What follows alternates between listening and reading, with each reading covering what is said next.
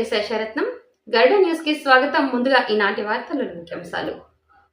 చిత్తూరు జిల్లా కుప్పం ఉర్దూ పాఠశాలలో నీటి సమస్యను పరిష్కరించిన స్థానిక టీడీపీ నేతలు.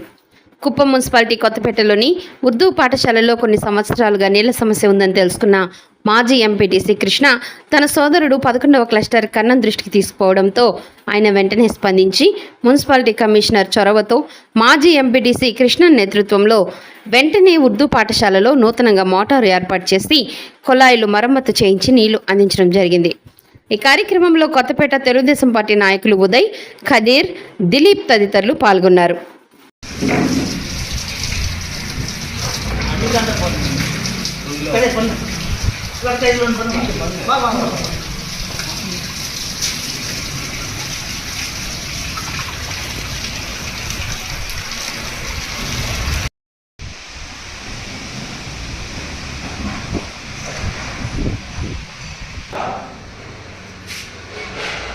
Ai, à, đây thì